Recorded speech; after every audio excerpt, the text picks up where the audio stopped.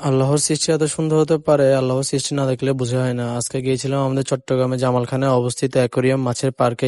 সেখানে আসলে এত সুন্দর সুন্দর মাছ দেখেও মন ভালো লাগলো। আসলে এত সুন্দর সৃষ্টি আল্লাহর। আসলে এক এক মাছ এক এক ধরনের, যেগুলো আমাদের দেশি কোনো মাছ না, এগুলো হচ্ছে সব বিদেশি মাছ যেগুলোকে অ্যাকোরিয়ামে পালে। এগুলো আসলে এত সুন্দর, এত অপূরব, দেখলে আপনার চোখ প্রাণ জুড়িয়ে যাবে। আসলে যে কোনো মানুষ এই মাছগুলো প্রেমে পড়ে যাবে। মাছগুলো দেখতে যতটা সুন্দর ঠিক ততটাই কিউট। আসলে এই মাছগুলোকে আমরা অনেকে বাসায় সাজানোর জন্য পালি থাকি। আসলে দেখতে যতটা সুন্দর লাগে ততটা ভালো লাগে। তো অনেকে আসলে এই মাছগুলো পালতে চায়, যে আসলে জানে না যে মাছগুলো পালতে কি লাগে। আসলে মাছগুলো পালতে ততটা কিছু লাগে না, যেহেতু এগুলো বিদেশি মাছ। এগুলো আসলে একটা অ্যাকোরিয়াম থাকলে বাসায় অ্যাকোরিয়ামের মধ্যে আপনি পালতে পারবেন। খরচও খুব কম, স্বল্প হয়। আসলে এগুলো মূলত পালার উদ্দেশ্য হচ্ছে এগুলো দেখতে খুবই সুন্দর লাগে। আসলে এগুলো মাছগুলোর প্রেমে পড়ে যাওয়া। তো যারা জামালখানের আশেপাশে থাকে তারা জানে যে তাদের জামালখানে এতটা সুন্দর অ্যাকোরিয়াম আছে, যেখানে আসলে এমনি যখন মানুষের মন খারাপ থাকে তখন যদি কেউ যায়, আসলে এই মাছগুলো দেখলে তার মন অটোমেটিক ভালো হয়ে যাবে। এগুলো হচ্ছে বিগ ফিশ, এগুলোর দাম একটু বেশি। এগুলো দেখতে খুবই সুন্দর এবং খুবই কিউট। আসলে অনেকে এই বিগ ফিশ গুলো পেলে থাকে, এগুলো দেখতে অনেক সুন্দর।